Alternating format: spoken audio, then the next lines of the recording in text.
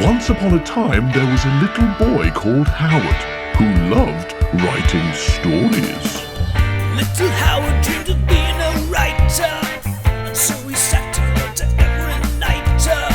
But everything he wrote was fucking shite, yeah. Wubba-dubba-doo, wubba-dubba-doo. Worst writer in the world, worst writer in the world, worst writer in the world, worst writer in the world.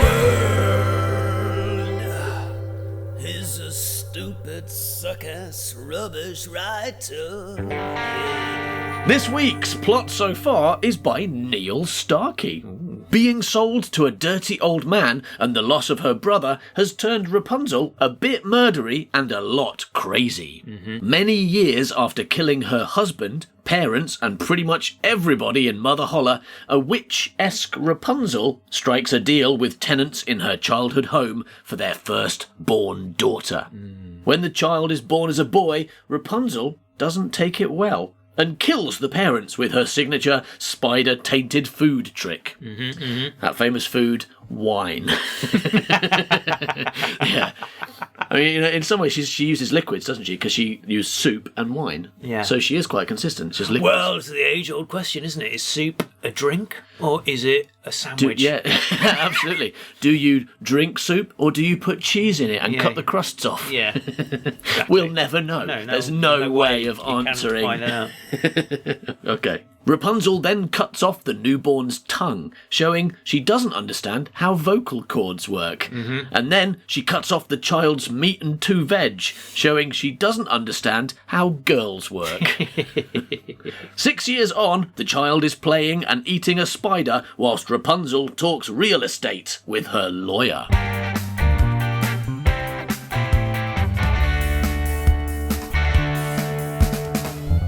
So you might remember, last week, the witch asked her lovely assistant, Tartooth Grieg, all right, oh hello, my name's Tartooth, to get some new tenants for the empty Fable cottage next door. It's empty because, of course, she murdered the last tenants and stole their baby and its penis. Right? So, separately for some reason, right? So in this next scene, Tartooth is bringing those new tenants to their lovely new home. Cut to exterior Fable Cottage day. A large cart pulls up outside. It is packed with furniture and several cages filled with clucking chickens. Tartooth sits up front with a beautiful blonde woman and a handsome blonde man. They dismount. The woman is excitable. The woman is excitable. Yeah, she is. So, actress, the script says that the woman is excitable. Can you? I can do that, yeah. Can you do that? Yeah, you know it. Tartooth sits up front with a beautiful blonde woman and a handsome blonde man. They dismount. The woman is excitable. Ooh, zero, zero. Yeah. She holds the man's arm and strokes it. Then she gives it back and he sews it back on. Yeah, no. I assume it's still attached. It doesn't say the man is bleeding to death or anything like that. Tartooth looks up at the study window of Century Chase and smiles. POV Tartooth. Within a window of the chase, we can see the witch watching. "Jeez, Henry, it's beautiful," says the woman. "Jeez, Henry, it's beautiful." "It's a godsend, Elizabeth. A godsend. Flyman. It's a flyman godsend. God sent it to us. I wrote to God earlier. I said, here, God, can you send us a house?" And he said, "Yeah, sure, Henry." And he put it in the post in a big God-sized box. Yeah. "Are you sure about that, Henry?" "Yeah, I'm sure, okay." They kiss. Blah, blah, blah. That's how Australians kiss, isn't it? They're very uncouth. Yeah. They do it with their eyes open because I was watching out for like snakes.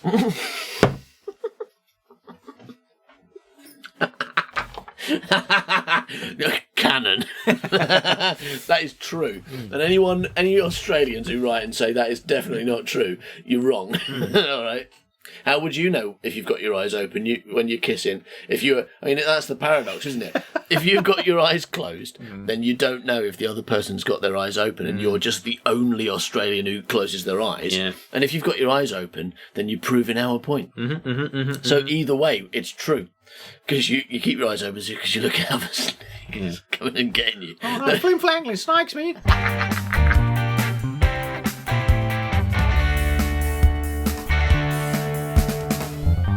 Right, so Henry and Elizabeth have moved in to Fable Cottage. That's a lovely place to live. Nothing terrible ever happens there.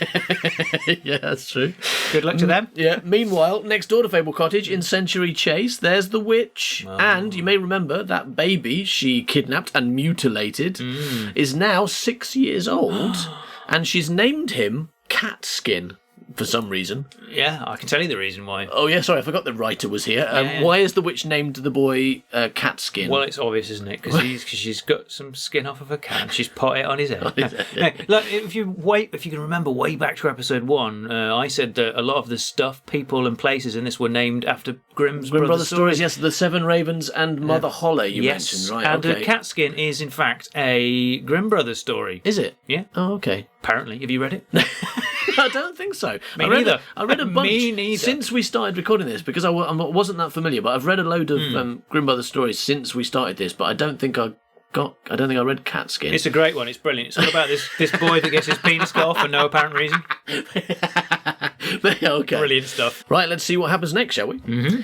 Cut 2. Interior, study, Century Chase. Catskin sits with quill, ink and paper at the desk. The witch stands over him. He has written an entire sentence which reads, Henry and Elizabeth moved into the cottage. Cut 2. Interior, Fable Cottage. Day. Henry is in the fireplace. There he is. He is on fire. Yeah. Flaming out. Flaming, literally flaming out. Yeah. Oh, Elizabeth, why did you set me on fire? Henry is in the fireplace. He has his head up the chimney. He's Santa. He has his head up the chimney, clearing it out with a broom. Elizabeth moves an old rug and dust tumbles from it. Good heavens! I don't think anyone can have lived here for 100 years. More like 6. Yeah. Henry says, What? Never mind. You just clean the chimney so we can warm the place up. Hold on a flim-flangling second. I've just found a skeleton up this chimney. She rolls up the rug and carries it outside. With a body in. Exterior, Fable Cottage. Elizabeth emerges from within and sets about banging the dust from the rug. She stops to catch That sounds like a euphemism. She's going to go outside and bang the dust from a rag. I mean, it actually does, for a change. Yeah. Usually when you say, that sounds like... It doesn't. It's like, he eats a sandwich. That sounds like a euphemism. Yeah. But on this occasion, you're right. But only because they're Australian. It wouldn't in any other language. No. She's going to bang the dust from a rag. All right, darling. Or I'll come and join you. No, literally. Oh, okay then. I'm going to carry on cleaning my chimney. Yeah. What? No, literally. Literally. So, she stops to catch her breath through all the dust. She happens to look over at the chase and notices that she is being watched from through a window. She places a hand to her brow and peers closer. She sees Catskin, who sits inside the window ledge watching her. She waves at him. He does not wave back, but merely stares. Elizabeth looks a little confused. Oh, he's probably not got a penis, she concludes. Yeah, that's right. Interior, study, Century Chase. Within, Catskin sits on the window ledge, looking. Exterior, Fable Cottage. Elizabeth watches the boy up in the window. She half-heartedly bats the rug a little more and then returns inside the cottage. Interior, kitchen, Fable Cottage. She half-heartedly bats the rug. I've lost the mood. Thanks, kid. Okay. Interior, kitchen, Fable Cottage. Henry has his head out of the chimney and is holding a brick. I've got a brick. Yeah. So, I don't know. Do you want to play with my brick? The fireplace is falling apart. Henry shows her the brick and a space in the fireplace where it has come to... It's falling apart, but one very clear brick at a time. It's not crumbling or anything. It's just, look, I took a brick out of the fireplace. Falling apart took me an hour to get this thing out. Carefully chip out the cement around it and take the brick out, but look, I was able to do that. Anyway, he shows her the brick and a space in the fireplace where it has come dislodged from. Look, I got a brick. Now come over and look at the hole where I got the brick Look from. at my brick hole. I would think I'd look quite like a divorce. You're a really boring man. You're really dull. The fireplace is falling apart. He shows her the brick. He shoves it back in. There's a strange boy in the window of the chase. How do you know he's strange? He had a dog on his head. He had a dog on his head. No, I mean, basically, he just didn't wave at me. He's probably our landlady's boy. He's not liable to wave at the likes of us now, is he? It's just ill-mannered, if you ask me. Henry goes to his wife and slips his arm around her, pulling her body close to his own. Then we'll just have to make our own well-mannered child to wave at, won't we? What? That was a weird thing to say, Henry. I was just telling you about this weird kid who didn't wave at me, and you think the solution to me not being waved at once and being a little, just a tiny bit, I mean, it's not a big problem, Henry. It's just, I just wanted to tell you what happened to me. I mean, that's your solution to everything. Oh, let's make a baby then, shall we? That's what you, like, my bath was a little cold. Oh, well, why don't we make a baby to warm the bath up then? That's not a solution, Henry. Oh, Henry, I made a bit too much food. Oh, maybe we could make a baby to finish the food. Yeah. No, it's going to go off in 9 months. Maybe you could make a baby that goes off in 9 months. That's what they do, basically. Yeah. Oh, Henry, I've got nowhere to put my brick. No, maybe I could make you a baby to put a brick on. Oh, Henry, let's get a dog. Or maybe we could make a baby and dress it as a dog.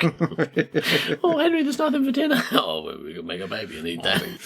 Okay, so that happened. I mean, and it did. I mean, it did happen. She said, "There's a weird kid next door," and he went, "Let's have sex. let's solve the problem of the weird kid by having sex." Yeah. But But in this story, at that time, that kind of comment was perfectly normal. For you to say, "Oh, there's a weird kid next door," and your husband to go, "All right, let's have a kid." All right, let's make a baby. She smiles. He smiles. They kiss. A baby comes out. They wave at it. It waves back. Everyone is happy. The end. Yeah. Cut 2. Exterior. Fable Cottage. Night. Lights illuminate the interior. In the darkness outside, a shadow moves. A small figure. It is Catskin. Catskin goes to the bedroom window of the cottage and peers in. POV. Catskin bedroom. Elizabeth and Henry are making love. Elizabeth is sat atop of Henry facing the window. Ooh. Interior bedroom. As they make love, Elizabeth has her eyes closed. So snakes are gonna get her. Oh no. No, because they're not in Australia now. Oh, okay. And also, you didn't say Australians fuck with their eyes open. You said they kiss with their eyes open. So canon, although they kiss with their eyes open, they fuck with their eyes closed because. I know, man. I mean, it seems dangerous. No, but that's what it is. I mean, like kissing doesn't mean something big is going to come and get you if you fuck with your eyes closed. But no, that's the thing. They love a bit of danger. Sharks, right? Australians love a bit of danger. They're like, oh, land shark. Let's fuck with our eyes closed. Oh, shark. Oh, sharks are going to get us if you do that, lad. Fucking shark ate me while I was fucking. All right, but no, people do like to add a bit of danger to sex, especially when they've been married for a while. Yeah, right, these guys might have been married for a couple of years. They're like, sex has got boring. Yeah, sex has got boring. No babies to liven up the sex life. They're like, okay. All right, now listen, Elizabeth. To be honest, I'm finding sex a bit boring. Yeah, I'm finding sex a bit boring with you too. Well, I've got a solution for it, right? Let's fuck with our eyes closed. What about the sharks? That's what I'm thinking, right? Like being attacked by sharks. Why don't we fuck? Make it a lot more exciting. Okay, let's give it a go. Sharks everywhere. Oh, there's a kid watching as well. That's weird.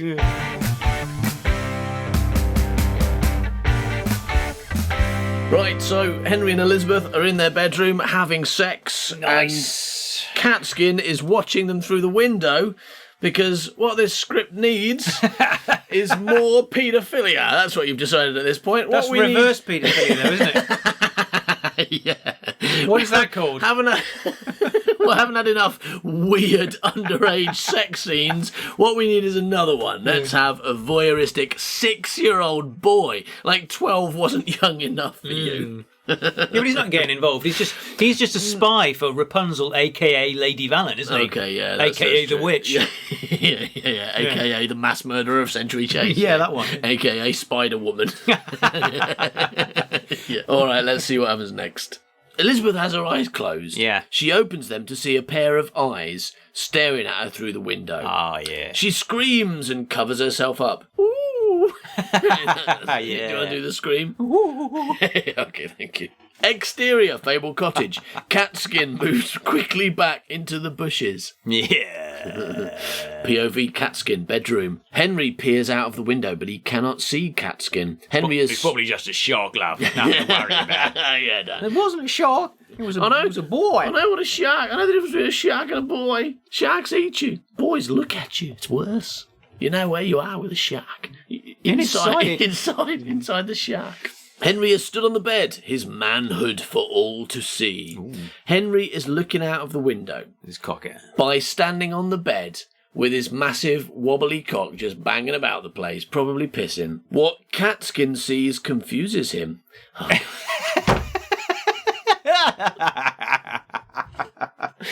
What Catskin sees confuses him because he has never seen a penis before because the witch cut his off. Exterior Fable Cottage. Catskin runs away back towards the chase. Where's my penis? Where's my penis? Next scene. Interior study, Century Chase, night. The witch sits in her wicker chair waiting. Catskin suddenly enters. Report! Catskin goes and sits and begins to write. As he does so, the witch stands and hovers over his shoulder. She's a witch. I mean, she's a witch. She's on her broom. That is something that witches can do. Yeah, she's definitely doing that. Yeah, all right. Calm down. I'm trying to write, if you give me a moment. He writes, Henry and Elizabeth were naked together. The witch smiles. Good. Then soon we shall have a sister, Catskin. Someone for you to play with.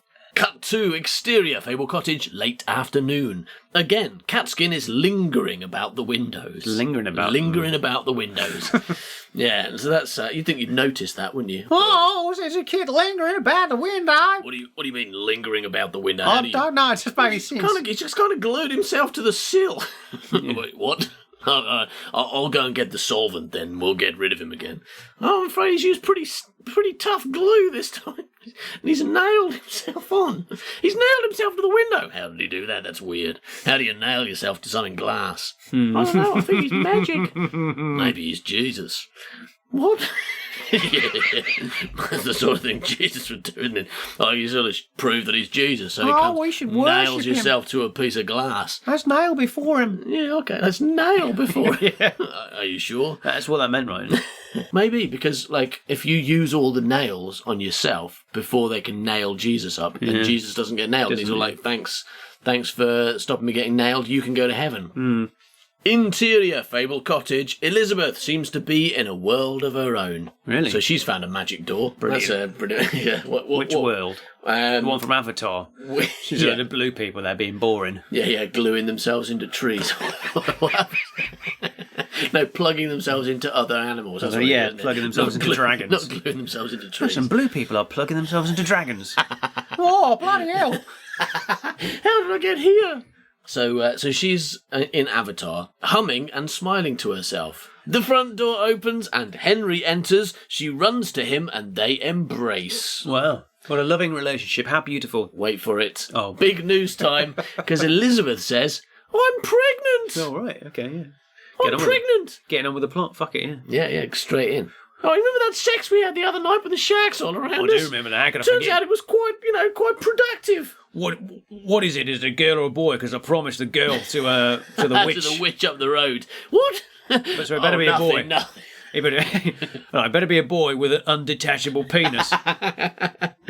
Yeah, because turns out that witch up the road has got a very fluid idea of what girl means. So she's really, really flexible about it. Henry's eyes widen. He shouts with joy. He picks his wife up and spins her around. Not by one leg. And lets her go. That'll teach you to get pregnant, you slut. Oh my God. It's yours! Oh, sorry. Oh, shit, sorry. I just assumed that shark knocked you out.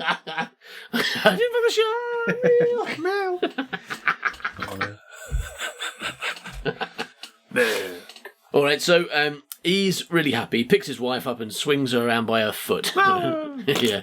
He places her back down on the ground. He places her back down on the ground. Yeah, but he leaves her leg up in the air.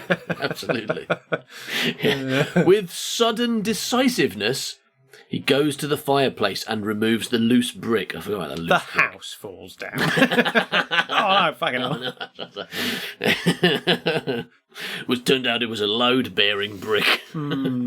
So anyway, sudden decisiveness, goes to the fireplace, removes the loose brick. At the end of every market day, we shall place a coin in here. So he's going to save money. He places a coin in there now. Right. When the baby is born, it will have everything it needs, assuming it needs like a lot of coins. Sorry, about and no 280 coins. Yeah. That's what it wants. brick. They love that, don't If they, this kids? baby's born and all it wants is 280 coins, we'll be set. Is that right? Is that right? 36. That's more like that's just under 200. Took so longer in the olden days of a baby, didn't it? Yeah, no, that's bad. Okay, 9 months times 30 days. 270, yeah, it was about right. Pretty close, mate. Well done. A little bit late. Well, she's already Some pregnant. days So have 31. some days have 31 months in them. That's absolutely true. Yeah. Some days have 31 months. Oh, yeah, some days. Not many of them. I mean, none that I can think of. But probably. Yeah. Like, lots of them do. And if you ask them. Well, days in space are a lot longer, aren't they? So they might. That's why all those monkeys keep burying the Eiffel Tower. Exactly-mundo. And no one can deny that. I mean, no one can say that it's not true. That because days in space are longer, monkeys are always burying the Eiffel Tower. Yeah. That's true. It got away with me a bit, that. Henry returns to his wife and holds her Holds her what? boobs. Nice. What? Nice. Not noise. At the end of every day, I'm going to put your boob behind this brick. Why? Because the baby's going to want it when it's born. That's true, right? It's going to need milk more than it's going to need money. Yeah, so we're going to keep your boobs behind a brick. Babies can't sack money, can they? No, so I'm going to put one of your boobs behind this brick every day. And so when the baby's born, it'll have 270 boobs. And I think that's how boobs work. It better be. What? It better be. That's just a divorce.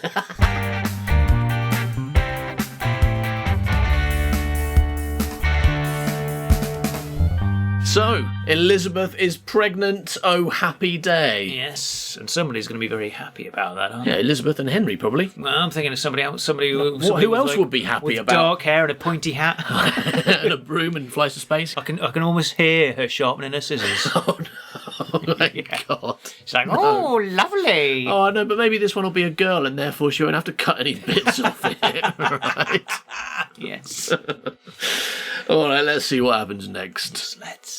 Cut to POV Witch, Fable Cottage. From the study window, she watches Mrs. Fox arrive on foot. Oh my God, Mrs. Fox has gone back after 6 terrified years, and she's like, oh, I suppose I can go back today. Yeah. And the witch is there watching it, waiting for her. Waving and shit. Yeah, tapping, banging really hard on the window. Holding spiders. Yeah. Pointing at the spiders and grinning. Yeah. And then to her mouth. Spider's mouth. Yeah, doing spider hands coming out of her mouth, yeah. Yeah, then not holding up a baby and cutting his penis off at her. Yeah. Cut to Interior Fable Cottage. Elizabeth, Henry, and Mrs. Fox are sat around the fire. Oh, because she's a midwife now, right? Yeah. That's why she was there last time. I forgot that. Oh. Because she's been a maid, and then she followed in her mother's footsteps, and then she becomes a midwife, and then in the future she'll become a landlady of a pub, right? So I'm just forgetting how many jobs. Yeah, completely. I think blowing the stereotype of the past of women not having jobs. She's had 3. She's had 3. She's about all the jobs. Yeah, and if she's the landlady, she also owns and runs a business. Owns her own business. Yeah. Well, Mr. Fox Oh yeah, the Raven. Yeah, he owns the business. Yeah. She just works for the She Raven. works for- yeah, she works as for a a bird. chair. Yeah, in fact, yeah, I She's take it back. mainly his chair. You know, equal rights is so far gone that, like, you know, a bird is allowed to own a pub and a woman isn't. Yeah, the best job she can get is the bird's chair. Before I go, I have to warn you. Yeah, okay, she's going to warn them. That's going to go down well, isn't it? Yeah. Oh, there's a witch over there who wants to steal and kill your baby. No, it's just Steal your baby and kill you. Yeah, with spiders. Yeah. Don't drink or eat anything spiders. ever. Yeah. Don't drink any spiders. If a witch turns up and offers you some spiders for dinner, A cup of spiders. Say, no, thank you very much. I've had enough spiders today, thank you. yeah. We don't want to get fat. All right. Or dead. or both. Mrs. Fox says, oh, sir, before I go, I have to warn you. Be wary of her. Mrs. Fox casts a glance in the direction of the chase. Be wary of her. She is not right. Elizabeth and Henry exchange confused looks. Well, good day to you both, sirs. Yeah, well, actually, sir, good eye. Hold on a second here, me old cabba. Do you wanna? Yeah. Do you want to maybe be a bit more specific than about her not being right? No, Or do you I'm wanna going to tell us warn. I want why to give she's you a not right? very clear warning. All It's right? not very clear, No, though. I'm going to give you a very clear warning. Okay, here it comes. You ready? I'm All very right, ready. All right. Watch her. Boy, I'm going to hurry. Oh no! Oh no! Oh no! Oh no! Flaming in hell. Oh, flaming it. Okay, so good day to you both. Mrs. Fox exits. Henry closes the door and looks at Elizabeth. And he says something like, well, whatever do you think she meant by that? Oh, I don't know. Probably just our superstition. Yeah. Oh, it's probably nothing. Don't worry about it. Okay, I'm going to have a baby girl. Here it comes. Okay, I've had a baby girl. Oh, where's she gone? Yeah. Hello, it's me, the witch. Do you like my spider cup? Have a cup of spiders. Where's your child's penis? Now you see it, now you don't. I brought you a celebratory spider wine. Would you like to see a magic trick? Do you have a child's penis I could borrow? Where's it gone? Nobody knows. It's in your pocket. Okay, I've got another magic trick for you. Firstly, drink this spider wine. Okay, Henry and Elizabeth have disappeared. Where have they gone? Nobody knows. Kicking them under the bed. Nobody knows. Nobody knows. Exterior, Fable Cottage. Mrs. Fox wraps her coat more tightly around her. A twig snaps amongst the bushes, which causes her to jump. That's what she does. Yeah. Okay. I'm imagining her like leaping about 10 metres in the air, like just straight up in surprise. I'm imagining it's some kind of like continuous thing, and it's like once the twig snaps, she's just jumping, la la la la la la la, continually until someone fixes the twig. Oh, someone please fix that twig! I'm exhausted. She looks at the bushes, but can make nothing out. She starts her journey home, moving quickly. As she goes, we see a face amongst the bushes. It is Catskin. Rufus and Howard see a face in the bushes. It is Catskin. There is something in the bushes. It is a face. The face belongs to a person. It is Catskin. There is something in the something. Yeah. It is the bushes. Yeah. And the other it is a face. Yeah. The face is on something. It is a head. The head belongs to a person. It is Catskin. Catskin hasn't got something.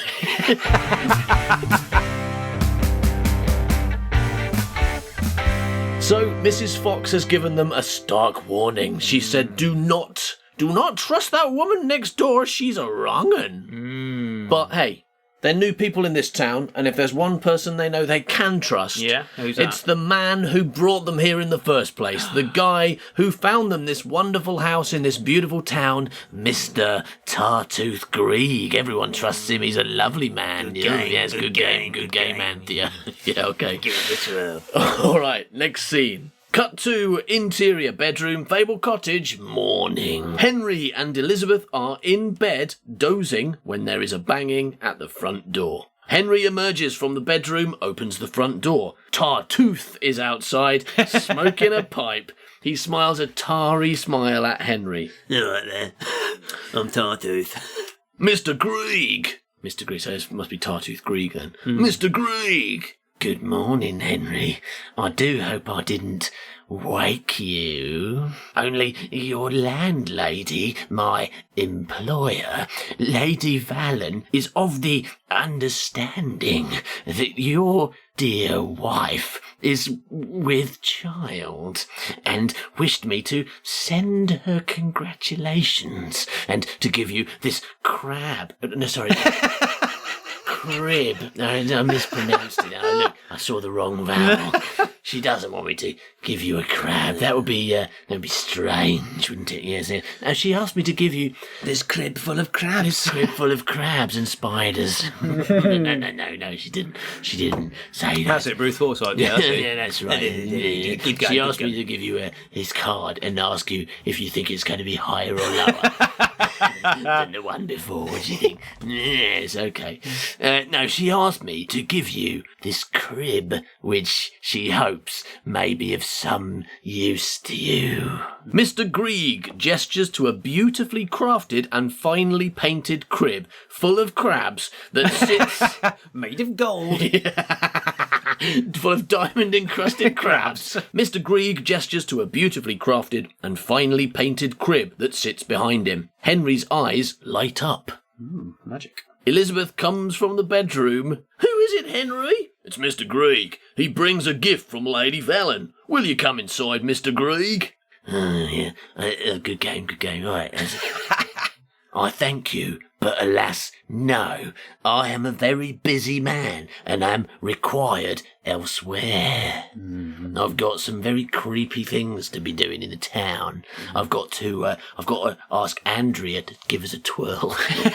She might have been called Anthea, I'm not sure. I'm pretty sure it was an A, started with A, ended in A name, so it could have been Alan. That doesn't make sense. Pretty sure it was a name that started with A, so it might have been Alan. Give us a twirl. Alan. That might have been her name. Oh! And then I've got to turn around a lot of big playing cards.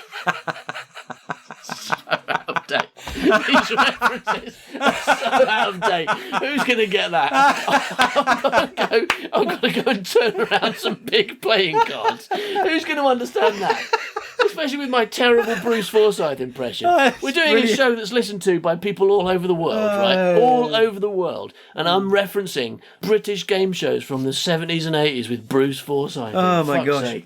I I don't can't care. even do Strictly because I don't watch it. So I got no idea what they do on that. So I don't know what it is. I've got to do. But I've seen Play Your Cards Right a couple of times, so I know it's got big cards on it. I remember him turning them. His job was to turn them round. Playing cards right is more interesting than Strictly Come Dancing, Yeah, it isn't was, it? 'Cause right, it's got yeah. those big playing cards in it. But They were enormous. ginormous. All right. Well, let's explain it to our international or young listeners. Back in the 80s, and I think probably earlier than that as well, there was a game show on British TV which was introduced by Bruce Forsyth, who you might know from Strictly Come Dancing. All right. And it was basically called Play Your Cards Right. Play Your Cards Right. The main activity was you'd have to guess whether the next card was going to be higher or lower a number than the one before. So, if they turn around a 2, then you're like, brilliant, higher, right? Yeah. But if they turn around a 7, you're in trouble, more difficult, right? This is still a game. Is it? Not a game show, but I mean, It's still a game, It's still played in like casinos and things like that kind of stuff. Yeah. Okay, cool. So, and the exciting thing about it was that Brucey would get the audience to join in. So, like, what do you think, audience? And they'd be like, higher or lower. Yeah. And then they'd have to choose. And that's the end of that story. Brilliant. What a great show. TV's so rubbish these days. In the 70s and 80s, it was brilliant because, like, you could spend half an hour watching a show that was just about turning big cards around. Yeah. And you were happy, weren't you? Yeah, you were happy. It was exciting. You didn't know what was going to be on the other side of that card. That big card. Yeah. I mean, you did. You could narrow it down to like 13 possibilities or whatever it is. 12. Oh, no, 13. Right, so farewell, my friends. Farewell. Goodbye, Mr. Grieg, and thank you. And please thank Lady Valen on our behalf. Elizabeth is still sobbing with joy. She's really upset about this crib. It's the nicest thing she's ever seen. Well, it's made of gold and got loads of diamond crabs I've in never it. seen so many diamond crabs. I'm so happy. Yeah.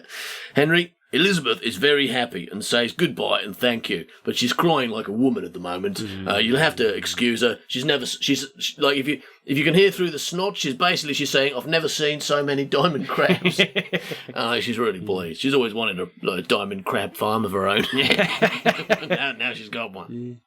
Grieg goes and Henry closes the door. He turns to his wife, who is now knelt and stroking the crib.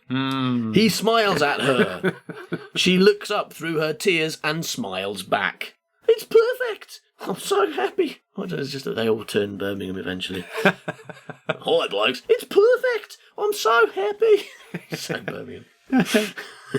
Her admission of happiness only makes her cry all the harder. That's what she made.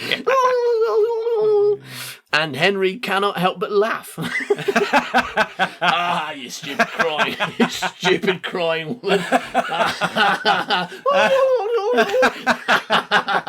You're fucking useless. It's just a fucking crib. I mean, what the fuck's wrong with you? Some idiot, Bruce Forsyth brings us a crib and you start crying. What's wrong with you? What will happen to Henry and Elizabeth's baby's penis? Will it get cut off by a witch? And if so, can he put it under his pillow and get 20p for it from the penis fairy? Find out next week on What's writer in the world? What's writer in the world? What's writer in the world? What's writer in the world? Thanks for listening to this episode of The Worst Writer in the World, and thanks to everyone who entered our art challenge this week, namely Erin Husband, Hooray! James Wheelwright, Hooray! and Rose Parsons. I bet you're really disappointed now, aren't you? Because you're thinking, it's over, I can't enter, and I really wanted to draw a picture of like that baby with no penis. Yeah, right. Gagging to draw that. Well, hey everybody, don't worry. We've decided that we can't be bothered to judge it at the moment, right? And so we're extending it for another week. Hooray! So you can still enter. Just send us your Rapunzel fan art. Don't draw the baby. Yeah, just draw the penis. We don't need the baby part, that's boring. Yeah, we've got the baby. He's missing something. If you'd like to hear the extended version of this episode, in which we talk about all the art that we got sent and loads of other exciting things about the episode too, then you can get that by going to patreon.com/manbycow and donating as little as $2 a month. Oh, so cheap. So cheap. And you get loads of other stuff as well, and you help support us to keep making this free show. Thanks for listening, and don't forget to send us your plot so far. See you next week. Bye. He's a stupid, suck-ass, rubbish writer. Yeah.